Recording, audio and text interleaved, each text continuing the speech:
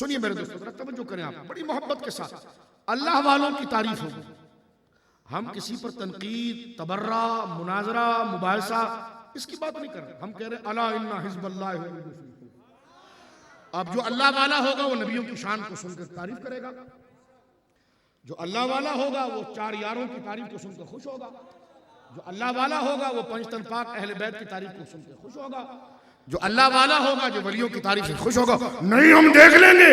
मैंने कहा तू उस जमात का है तो जाओ वो करना कर, और अगर इस जमात का है तो फिर परेशान होने की जरूरत क्या है?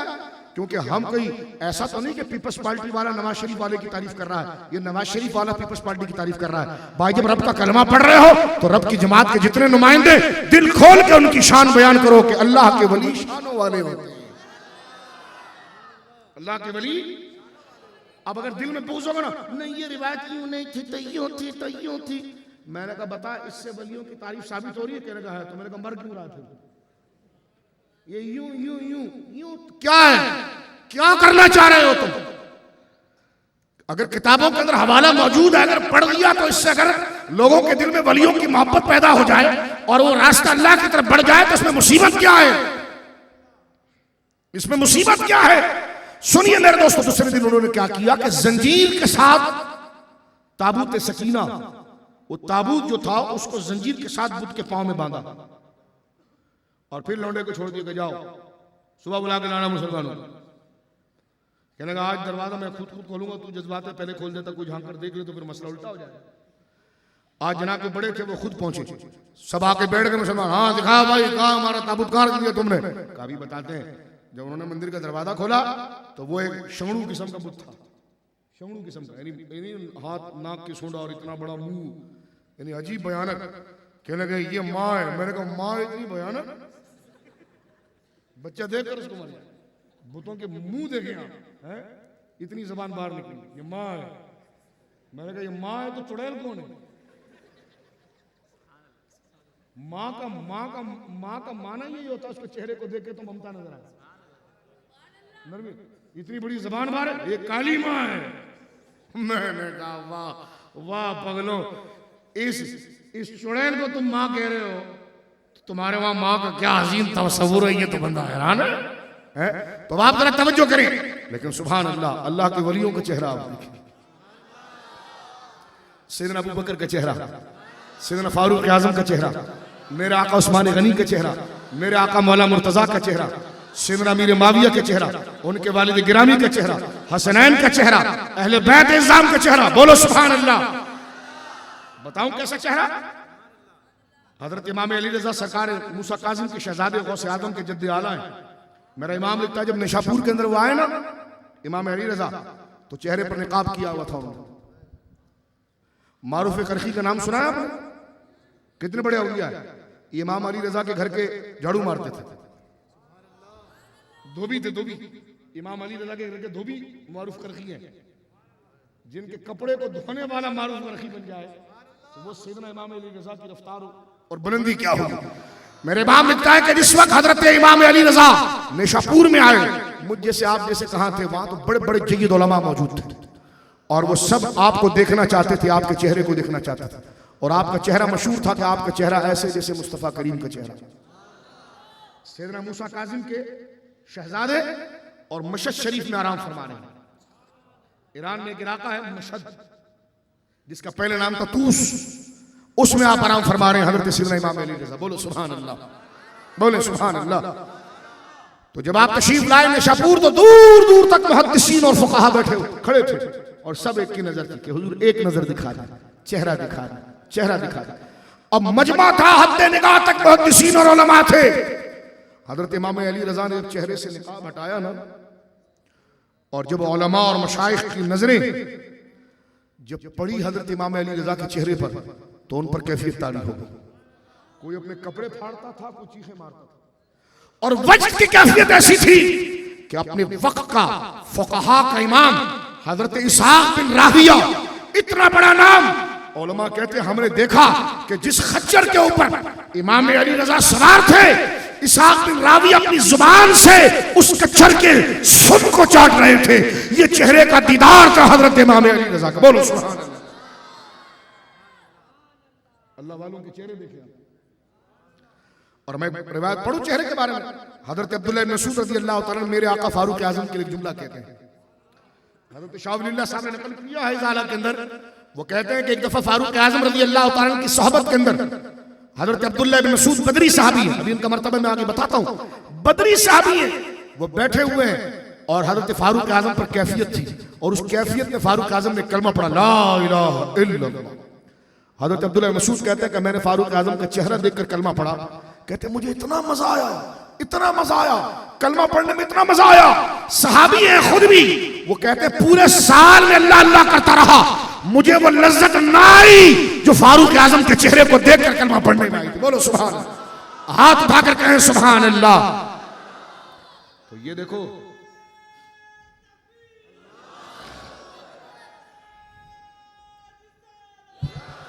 तो जो अल्लाह की जमात वाले होते हैं वो कैसी शानों वाले होते हैं। उधर इतनी बड़ी ज़बान के लिए काली माँ, मैंने कहा काली बिल्ली। अब जब उन्होंने क्या किया, जाहिर सी बात आप उनके लिए ऐसे जुमले क्यों बोल रहे हैं, मैंने कहा अल्लाह की जमात वाले हैं, प्रोग्राम हमारा है, अल्लाह की जमात वाले हैं। कल तू प्रोग्राम रखकर जिसको तुझे अच्छा समझता तू बोल रहा बेइज्जती होगी, तू उसकी तारीफ कर अपनी मर्जी से, मैं क्या करूं। और फिर हम तीसरे दिन आएंगे फिर एक शान बयान करेंगे।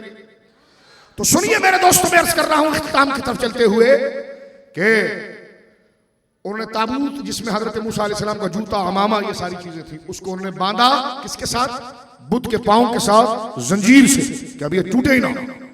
एक तो बुत के ऊपर चढ़ना और फिर जंजीर।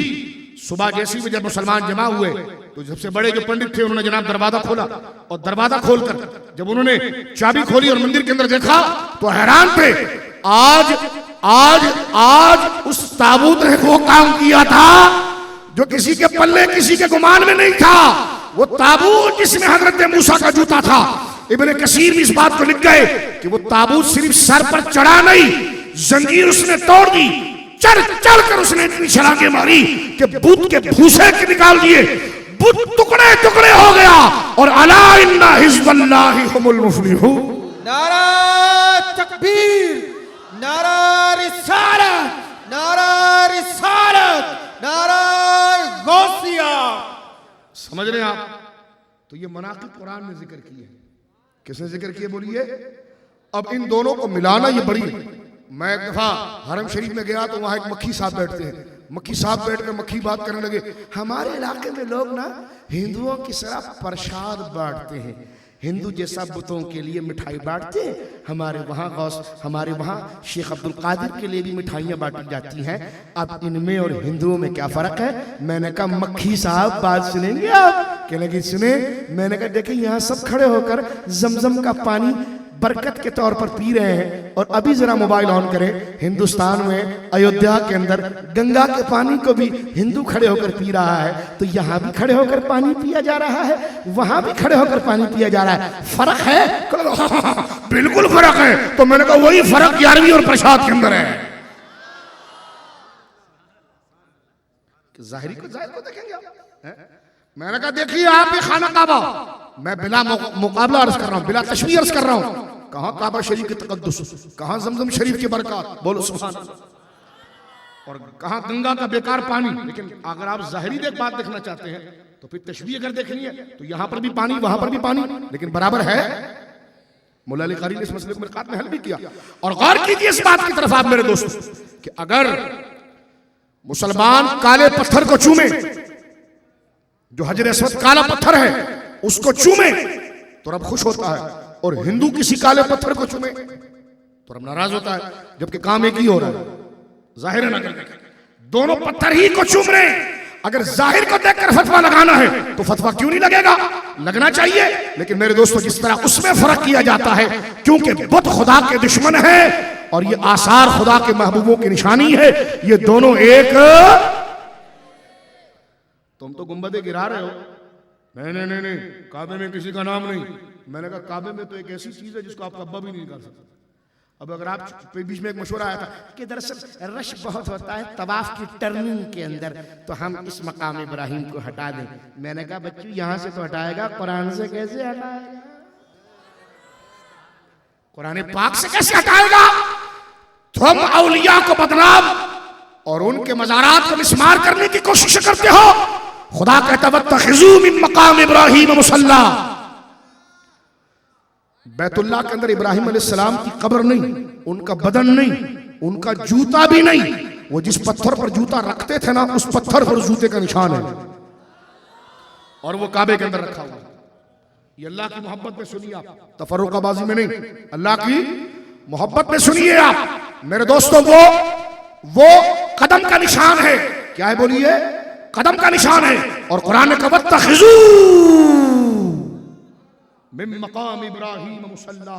चिमट जाओ, पकड़ लो, बना लो इब्राहिम के कदमों के निशान को नमाज की जगह। कहते वो तो हदीस में आया था लान अल्लाहुल यहूदा वन नसारा इत्तखज़ू क़ुबूर अंबिया मसाजिदा, कि अल्लाह लानत फरमाए यहूद और नसारा पर। नबी पाक ने अपने आखिरी खुतबे में फरमाया कि वो अंबिया की कब्रों को मस्जिदें बनाते थे। कहा देखो ये, मैंने कहा इस हदीस को जरा सामने रखें और कुरान की आयत को सामने रखें। एक ब्लैक फर्ज करें कि आपके सामने ब्लैक बोर्ड है, और ब्लैक बोर्ड पर मैं पहले हदीस के अल्फाज लिखता हूं, लान अल्लाहुल यहूद वन नसारा। ये जहन में भले ना रहे, आगे के अल्फाज देखें कि वो कौन थे। फरमाया कि वत्तखज़ू क़ुबूर अंबिया मसाजिदा, उन्होंने अंबिया की कब्रों को मस्जिदें बनाया था। ठीक है, वत्तखज़ू क़ुबूर अंबिया, क्या है बोलिए? मसाजिदा। अब इसको इस आयत में आप देखें, वत्तखिज़ू मिन मकाम इब्राहीम मुसल्ला, इसको बिल्कुल इसके नीचे लिखें आप। वहां पर भी बाब इफ्तियाल से तखज़ा है, यहां पर भी वही है। वहां कबूर है, यहां मकाम है। वहां अंबिया है, यहां इब्राहीम है। वहां मुसल्ला है, वहां कबूर है, और यहां मुसल्ला है। बिल्कुल वो है। तो पता चला कि इस हदीस से मुराद अंबिया के मज़ारात की तौहीन है। तो मैंने कहा खुदा ने तो खुद अंबिया किराम के जूतों के नक्श को अपने काबे के अंदर आबाद किया है। उनकी कब्रों को सजदा गाह नहीं बनाया जा सकता, लेकिन उनके आसार को दिलों में बिठाकर उसको बाइस तबर्रुक और अल्लाह की बारगाह में वसीला समझा जा सकता। अब मेरे दोस्तों, मैं गुफ्तगू को खत्म करने की तरफ जा रहा हूं। जो अल्लाह वाले होते हैं ना, जो अल्लाह वाले हैं, अल्लाह उनकी निस्बतों को इतना बढ़ाता कि जिब्रील देख मैं फलां से प्यार करता हूं, इन्नी उहिब्बु फलां, कहा अल्लाह हाँ तू प्यार करता है। फरमा नहीं, तू भी प्यार कर, तू भी प्यार कर। यानी अल्लाह ने जिससे मोहब्बत फरमाई तो जिब्रील को भी बताया कि जिब्रील मैं अबू बकर से प्यार करता हूं, मैं उस उमर से प्यार करता हूं, मैं उस्मान अली से प्यार करता हूं, मैं हसनैन से प्यार करता हूं, मैं जमात औलिया से प्यार करता हूं। जी मौला, फरमा तू भी कर। जिब्रील आगे से नहीं किया अल्लाह तेरा भी प्यार उनका भी प्यार, ये दो प्यार तो नहीं। जिब्रील समझते ये एक ही प्यार है। जिब्रील समझते हैं कि ये एक ही प्यार है। रब फरमाता जिब्रील जाओ और आसमानों पर ऐलान कर दो कि अल्लाह फलां बंदे से प्यार करता है और सब आसमान वाले उससे प्यार करें। मैंने कहा मशहूर हमने किया या खुदा ने किया?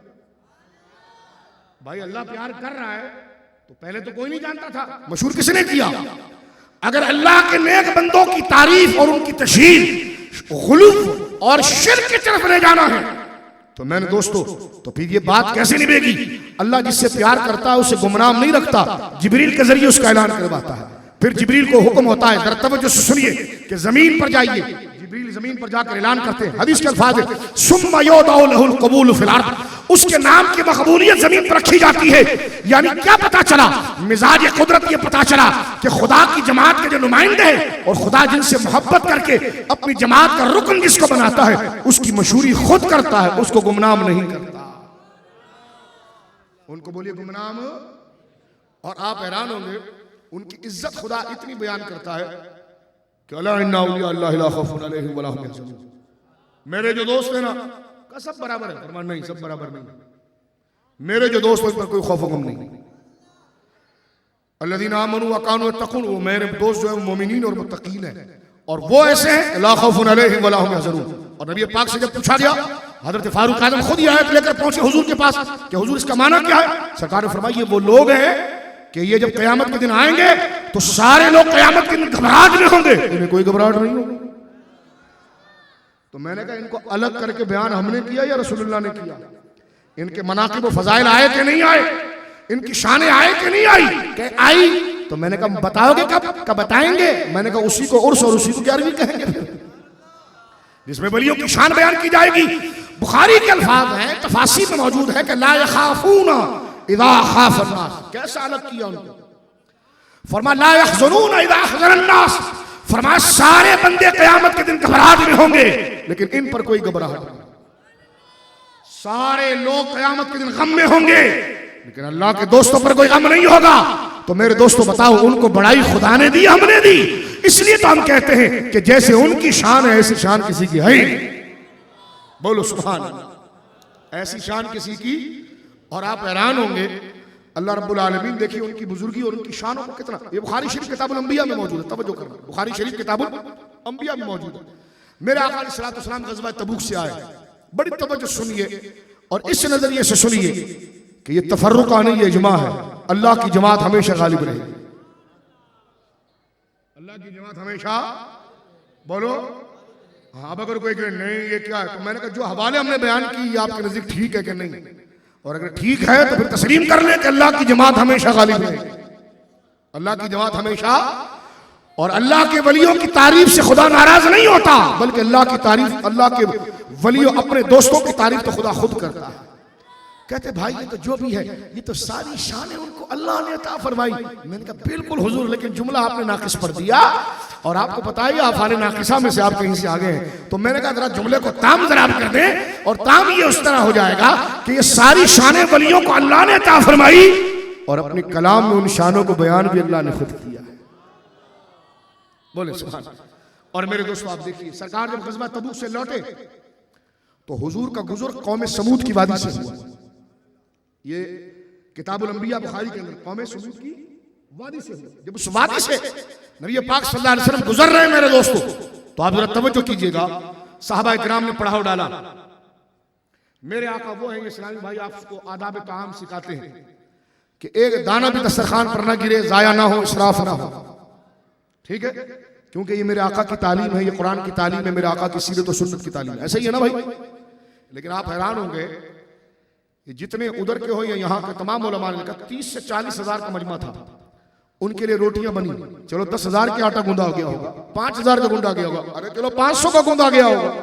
जब आटा गूंदा गया, मैं माना आपको समझा रहा हूँ हदीस के हवाले से, मेरे आका तशरीफ लाए और देखा कि साहबा किराम ने आटा गूंदा, तो फरमाया ये आटा तो तुमने गूंदा है, पानी कहाँ से लिया था? तवज्जो करना, पानी कहाँ से लिया? तो उन्होंने इशारा किया कि हुजूर ये जो कुआं है ना, इससे पानी लिया। सरकार ने फरमाया इस कुआं से तुमने पानी लिया? कहने लगे हाँ। आका ने फरमाया सब उठाओ और इसको फेंको, ये आटा फेंक दो। जहन में रखिए मेरे आका अनाज का एक दाना जाया करने को इसराफ कहते हैं, लेकिन जब किसी मकसद के लिए जाया किया जाए तो वो इसराफ नहीं होता, दीनी मकसद के लिए। अब जरा तवज्जो कीजिए, सरकार ने फरमाया ये आटा उठाओ फेंको। वो आटा उठा के ऊँटों के आगे फेंक दिया। ऊँट अब उसको खा रहे। अब सवाल पैदा हुआ कि हुजूर सारा आटा आपने फेंकवा दिया। फरमाया कुछ आटा बचा हुआ है? कहने लगे हाँ। फरमाया ले आओ। लाया गया। फरमाया कि अब इसको इस कुएं के पानी से नहीं गूंदना। तो हुजूर फिर किस पानी से गूंदे? सरकार फरमाया वो जो कुआं है ना उससे पानी ले। साहबा लेकर आए पानी दूसरे कुएं से, 2 कुएं थे उस वादी में, वहां से लेकर आए, आटा गूंद लिया। तो मेरे आका ने उसका मतलब बताया। फरमाया इस कुएं से इसलिए मैंने फेंकवाया कि इससे कौम समूद के कुफार पानी पीते थे, और उस कुएं से मैंने पानी इसलिए मंगवाया और आटा गूंदवाया कि उससे अल्लाह की ऊँटनी पीती थी। बोले सुभान अल्लाह। नाकतुल्लाह पीती थी। तो मैं आपसे पूछता हूं, देखो कि अल्लाह के दीन का तारुफ अगर ऊँटनी से भी हुआ तो नबी ने उसके मुंह से लगे हुए पानी की भी बरकत को आखिर तक बात। ये शरक मरक शरक मरक शरक मरक मैंने कहा करेंगे क्या आप? ये अलग हमने किया, रसूलुल्लाह ने किया है। हुजूर ने फरमाया कि फेंक दो ये आटा, इसलिए क्योंकि पानी नापाक तो नहीं था, उसमें कोई पेशाब था, कोई गंदगी थी, कोई जानवर मरा हुआ था, वो पानी कोई नजिस था नहीं, जाहिरन सूरतन बिल्कुल पाक था, लेकिन उसकी निस्बत कुफार की तरफ थी। और वो कुआं मेरे दोस्तों जिससे हुजूर ने खुद, तवहुम परस्ती नहीं, हुजूर की सुन्नत है, हुजूर ने खुद पानी मंगवाया और मंगवा कर मेरे आका अलैहिस्सलाम ने वो आटा गूंदवाया और फिर वजह फरमाई, इसलिए कि उस कुएं से अल्लाह की ऊँटनी नाकतुल्लाह पिया करती थी। तो पता चला देखो अल्लाह अपनी जमात वालों की पजीराई कैसी करवा। जबकि वही रब इसराफ को पसंद नहीं करता, वो अनाज को जाया करना पसंद नहीं करता। लेकिन जब बात उसके महबूब बंदों की आ जाए तो जो उसके दुश्मन है उन अज़लील, उन जलीलों की निस्बतों को दूर करता है और अपने बंदों की जिंदगी और उनके आसार, उनकी शान को बाकी रखने के लिए उनके लबों से लगे हुए पानी को भी जिंदा रखता है। बोलिए सुभान अल्लाह। तो इसलिए वलियों का यौम इसलिए मनाया जाता है ताकि हमारा दिल अल्लाह की तहरीक से और मजबूत हो जाए। बोलो सुभान अल्लाह। अल्लाह की जमात से और अल्लाह की तहरीक से हमारा दिल और मजबूत हो जाए, कभी हो जाए। और इसमें कोई शक नहीं कि मेरे दोस्तों, अल्लाह रब्बुल आलमीन ने अपने नबी के जरिए दो चीजें हम तक पहुंचाई। गुफ्तगू खत्म कर रहा हूं। दो चीजें पहुंचाई, एक जाहिरी चीजें, एक बातिनी चीजें। जाहिरी चीजें तो क्या थी? कुरान की तालीम, नमाज, रोजा, ज़कात, ठीक है, ये हुजूर ने सहाबा को दिया।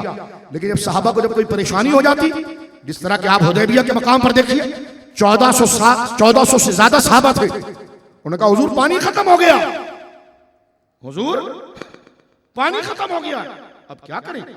आका ने फरमाया कि कुछ प्याले में बचा हुआ पानी है, क्योंकि देखिए यहां पर उलमा ने, यह अहले सुन्नत का अकीदा है कि अदम से वजूद में लाना यह खुदा की शान है। मौजज़ा कभी ऐसा नहीं हुआ कि कोई शय अदम से वजूद में आई, ये कुदरत बाहिरा है। मौजज़ा हमेशा उस चीज में होता है जो कलील हो वो कसीर हो जाए। जिसको खुदा वजूद बख्श दे तो फिर नबी के हाथ से उसको तासीर देता है। अब आप देखिए, सरकार ने फरमाया कि बताओ कि कुछ पानी के कतरे हैं। उन्होंने कहा, साहबा ने क्या किया कि मशकीदा जो चमड़े का था ना, उसको निचोड़ा निचोड़ा निचोड़ा निचोड़ा, तो उससे 20-25 कतरे प्याले के अंदर आ गए और वो लेकर हुजूर के पास पहुंचे। सरकार अलैहिस्सलाम ने बिला तशबीह, मेरे गंदे हाथ इस लायक नहीं, मैं आपको समझा रहा हूं, मेरे आका ने अपनी उंगलियां से उस पानी से टच करना था कि 5 उंगली से नहरें जारी। बुखारी देखें, मुस्लिम देखें, दारमी देखें, हदीस से बड़ी पड़ी, ठीक है। अब आप जरा गौर करें, जो तलबा भी यहां पर बैठे, मैं उनको ये बात समझाना चाह रहा हूं और अर्ज करना चाह रहा हूं। अब आप देखें, एक आलम जाहिर, एक आलम बातिन, एक आलम जाहिर, एक आलम रूहानियत। ये कहते सब सही है, गौस पाक से कुरान लो ना, उनसे मदद मांगने का क्या तसव्वुर है?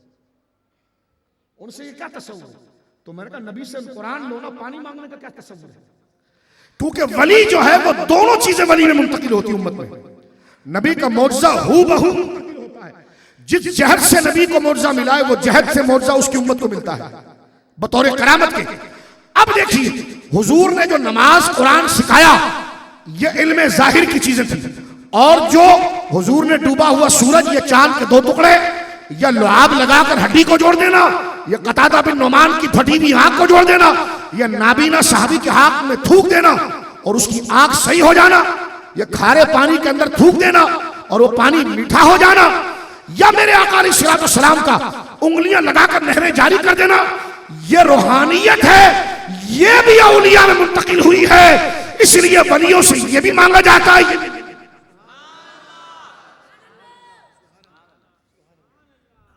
जिस तरीक से तावील मौजज़े में होगी, वही तरीक से तावील फिर करामत में होगी, ठीक है। कोई कहे जी वली इसलिए तो नहीं है, वली इसलिए तो नहीं थे, उनसे तो आप नमाज़ें सीखते। तो मैंने कहा नबी से भी तो नमाज़ें सीखते ना। साहबा फटी हुई आंखें लेकर नबी के पास क्यों पहुंच जाते थे? कतादा बिन नुमान की आंख लगी, बाद उलमा ने बदर लिखा, बाद में उहद लिखा, आंख में तीर घुस गया, पूरी आंख चेहरे पर बह गई। हुजूर के पास पहुंचे, सरकार अलैहिस्सलाम ने खरोच कर उस आंख के चितड़े उधर लगाए और थूक लगाया तो आंखें सही हो गई। सरकार के साहबी नाबीना है, वो गिरते थे, बेचारे बूढ़े हो गए थे, गिरते उनके घुटने छिल जाते थे। मेरे आका को बड़ा रहम आया, बुलाया उनको, कहा कि क्या हुआ तुझे? कहने लगा हुजूर छोटा से मैं जब था ना, तो मैं जंगल में खेल रहा था, तो सांप के अंडों पर मेरा पांव आ गया। मुसन्नफ में शैबा मनाक़िब में मौजूद है, मेरा पांव आ गया और हुजूर वो अंडे सांप के इतने जहरीले थे कि मेरे तलवे में जलन हुई और मेरी आंखें चली गई। सरकार ने बड़ा करम फरमाया, हरीसुन अलैकुम बिल मुमिनीन रऊफुर रहीम। सुभान अल्लाह। आका ने आगे किया और उनके दोनों रुखसार को अपने दोनों हाथों में यूं पकड़ा और एक फूंक लगाई। रावी कहता है कि उस साहबी ने कहा कि हुजूर की फूंक की बरकत और उसमें लुआब के जर्रे निकल रहे थे। उस फूंक में मेरे आका के थूक के जर्रे निकल रहे थे। कहते वो आंख की हवा, वो मुबारक हवा जो आपके दहने मुबारक से निकल रही थी, और फूंक के जर्रात, उसमें लुआब के जर्रात लग रहे थे। कैसे? जैसे हुजूर के थूक के जर्रात मेरी आंखों से चिपके, तो मैंने कहा हुजूर मुझे आपका चेहरा नजर आ रहा है। आंखें जो जल गई थी, मैं कहता हूं ये फैज भी उम्मत में मुंतकिल हुआ जो फारूक आजम एक जगह पर बैठकर कहते हैं, या सारियतुल जबल, या सारियतुल जबल, या सारियाल जबल, अल जबल। ये ऐसे ही है जिस तरह के वो रिज्स पढ़ने वाला 3 दिन की मसाफत से मदीना मुनव्वरा में हुजूर को पुकारता है कि हुजूर इन्नी नाशिदो मुहम्मदा हिल्फ अबीही अबी लतरदा। जब सुलह हुदैबिया हो गई, हुदैबिया में ये बात लिख दी गई थी, ये बात वाज़ेह कर दी गई थी कि 10 साल मुसलमान और मक्का के काफिर आपस में झगड़ा नहीं करेंगे, और जो अपनी मर्जी से मुसलमान होना चाहे वो मुसलमान हो जाए। और भी कई शिकें थी। अब ये शिक लिखकर काफिर फंस गए थे। अब कसरत से लोग मक्के में मुसलमान होने लगे। सरकार वहां से रवाना हो गए मदीना मुनव्वरा। मेरी माँ सईदा उम्मे मैमूना के घर हुजूर है। मेरी माँ सईदा आयशा के घर नहीं है, सईदा मैमूना का घर है। और ये अल्लामा इब्न हजर ने भी लिखा, इब्न अब्दुल वहाब नजदी के बेटे ने भी सीरत मुख्तसर रसूल के अंदर इस वाक़े को लिखा। इब्न हजर ने इसकी तहसीन की है फतहुल बारी के अंदर। मेरे दोस्तों तवज्जो कीजिए, जब मक्का के अंदर लोग अपनी मर्जी से मुसलमान होने लगे ना, क्योंकि उन्होंने तो मुआहदे पर दस्तखत कर दिए थे कि 10 साल हम आपस में झगड़ेंगे नहीं, लेकिन जो अपनी मर्जी से मुसलमान होना चाहे हो जाए, ये दस्तखत करके वो फंस गए। अब कसरत से इस्लाम मक्के में फैलने लगा। अब काफिरों ने क्या किया, उन्होंने देखा कि यार ये तो सब मुसलमान हो जाएंगे, तो उनके 4-5 बदमाश किस्म के लड़के आए, उन्होंने खाना काबा के अंदर 18 के करीब मुसलमानों को शहीद किया। 18 के करीब मुसलमानों को शहीद किया। और उसमें से चंद मुसलमान भागे। उसमें से एक जो भागा वो झाड़ियों में छुप गया। और काफिर ढूंढ रहे थे कि भाई कोई भागकर मदीना ना पहुंच जाए और हमारा राज फाश ना हो जाए, तो जितने सबको मार डालो ताकि बात ना पहुंचे। मेरे दोस्तों, लेकिन जो झाड़ियों में छुपा हुआ था, तो उसके सामने काफिर मंडला रहे हैं। और कहां है, कहां है, कहां है, कहां है, पूछ रहे कौन है, हटाकर देखो। तो वहीं से धीमी आवाज में हुजूर की नात पड़ता है, इन्नी नाशिदो मुहम्मदा हिल्फ अबी अतलदा। मैं हुजूर आपकी सना कर रहा हूँ, मैं आपकी शान बयान कर रहा हूँ। हम अकेले थोड़ी, हमारे बाप दादा भी आपके दादा के साथ हाथ पर बैत कर चुके थे। अब वो खामोशी से उसके दरमियान और हुजूर के दरमियान 3 दिन की मसाफत है।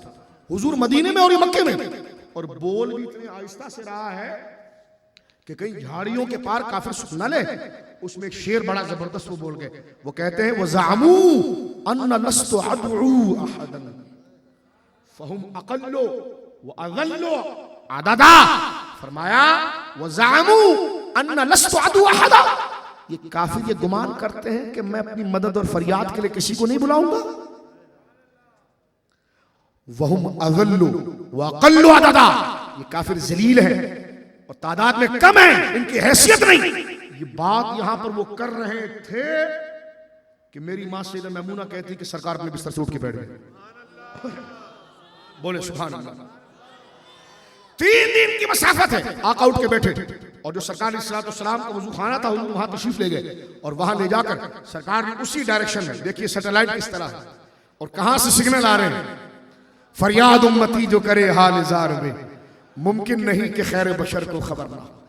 मैंने कहा मोबाइल खरीदो तो फिर सिम भी अच्छी लगाओ, फ्रेंचाइज भी ठीक होनी चाहिए और उसमें बैलेंस भी लोड करो। मोबाइल जो है वो अकीदा है, सिम कादरी वाली, फ्रेंचाइज दुकान इमाम अहमद रजा, बैलेंस क्या है मनकबत गौसे आज़म। मैंने कहा फिर वो जब डायल करोगे ना तो नबवी सैटेलाइट पे जाकर कॉल लगेगी। आए आए बोलो सुभान अल्लाह। और फिर वहां से पैगाम आएगा। अब वो 3 दिन, तवज्जो है, 3 दिन की मसाफत पर, यानी 3 दिन से मुराद यानी कई मील दूर वो बंदा छुप कर कह रहा है कि वज़अमू अन्ना लस्तु अदउ अहदा, मैं अपनी मदद के लिए किसी को नहीं बुलाऊंगा। ये कैसे, लेकिन वो छुप छुप के बोल रहा है, छुप छुप के बोल रहा है। ये यहां छुप छुप के बोल रहा है और वहां मेरा रब सुना रहा है। वो कहते ये तो अल्लाह ने सुना दी। मैंने कहा मैं माइक के बगैर बोलता तो आप क्यों नहीं सुनते हैं? मैंने कहा तुम्हें क्यों नहीं सुनाता? मैंने कहा जो जमात के नुमाइंदे उन्हीं को सुनाता, ताकि पता चले जो कोई ना कर सके वो मेरे महबूब कर देते हैं, ताकि शैतान जलील है, मेरे महबूब आला है। अब सुनिए, सरकार उठकर बैठे और मेरी मां सईदा मैमूना कही रज़ी अल्लाह अन्हा, वो कहती है मैं आका के पीछे गई और मैंने देखा कि सरकार ने उसी डायरेक्शन में मुंह किया, चेहरा फरमाया जहां पर उस रिज्स पढ़ने वाले शख्स की आवाज आ रही थी। और सरकार ने 3 दफा फरमाया नुसरता नुसरता नुसरता, घबरा नहीं, अनकरीब तेरी मदद की जाएगी। तेरी मदद की गई, तेरी मदद की गई। तेरी मदद हो गई। सईदा मैमूना ने पूछा मेरी मां ने कि हुजूर क्या हुआ? सरकार ने फरमाया मैं मुआहदा करके आया था काफिरों से कि जो अपनी मर्जी से मुसलमान हो जाए उनको कुछ ना कहना। इन्होंने 20 के करीब मेरे गुलामों को शहीद कर दिया है और एक दूर झाड़ियों में मुझे कह रहा था तो मैं उसे बिशारत दे रहा था। ठीक 12 दिन के बाद वो आदमी काफिले की सूरत में मक्का आया और उसने रोना धोना शुरू किया। सईदा मैमूना के कानों में जब बात पहुंची तो उन्होंने कहा हुजूर आपने हर्फ बहरफ सही फरमाया था, जो आप कह रहे हैं ना वही बंदा आकर अभी कह रहा है। और ये वाकया फतेह मक्का का बाइस बना।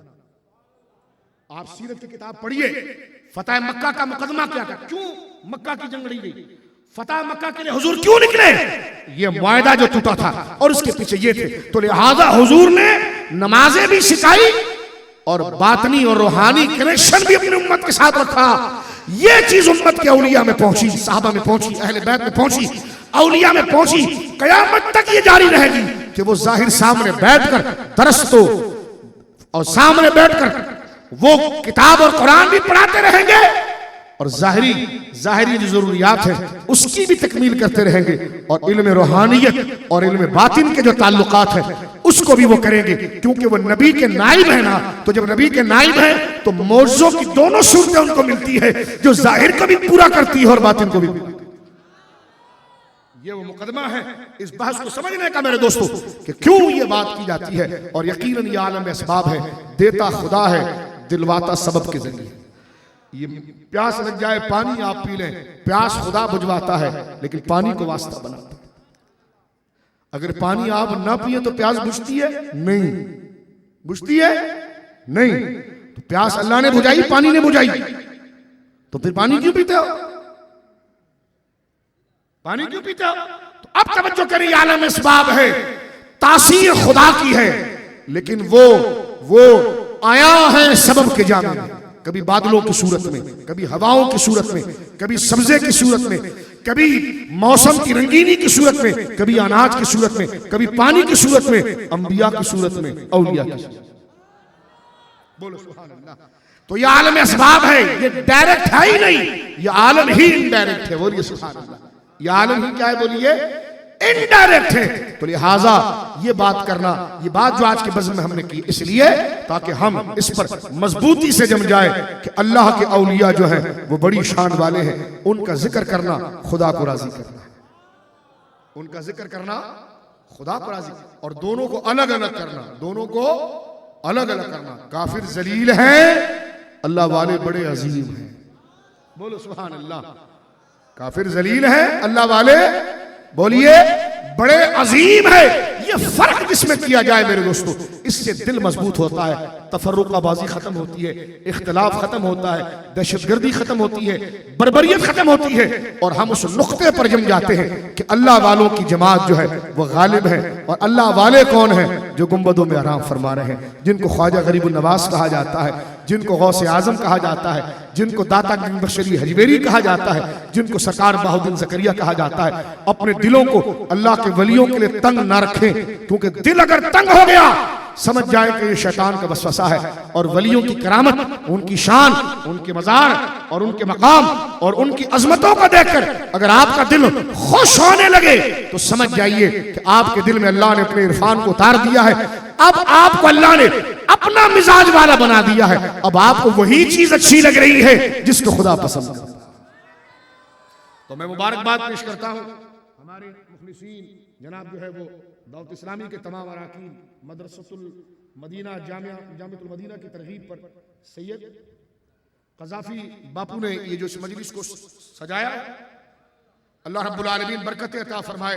तो आज के इस दर्स से हमने ये समझा, ये मनाक़िब हमने इसलिए समझे, इसलिए गुफ्तगू को इस पर ख़त्म कर देता हूँ। बुखारी शरीफ आप उठाकर देखें, मुस्लिम शरीफ आप उठाकर देखें, तिरमिज़ी उठाकर आप देखें। तो मेरे दोस्तों ज़रा तवज्जो करना, ये गुफ्तगू मैं ख़त्म कर रहा हूँ, ये शरीयत का मिजाज है। पहले जब किताब शुरू होती है हदीस की तो उसमें देखो अल्लाह ने कुरान में सिर्फ नमाज का बयान नहीं किया, वलियों की तारीफ भी की है।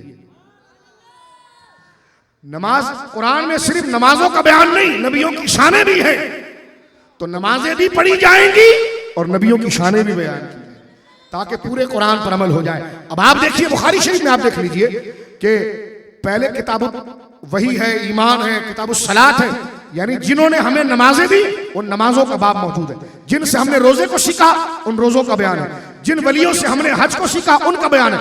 फिर किताबुल मनाकिब आता है, उसमें नमाजों का बयान नहीं होता, उनकी शख्सी तारीफें होती हैं। समझ रहे मेरी बात आप? शख्सी तारीफें, देखो कैसा खानदान था, चेहरा कैसा था, इल्म कैसा था। तो ये शख्सी तारीफ करना ये दीन को मतलूब है। और इसीलिए ये उर्स 11वीं और ये ख्वाजा की छठी रखी इसलिए जाती है कि इसमें तालीम की बाद में शख्सी तारीफें पहले की जाती है।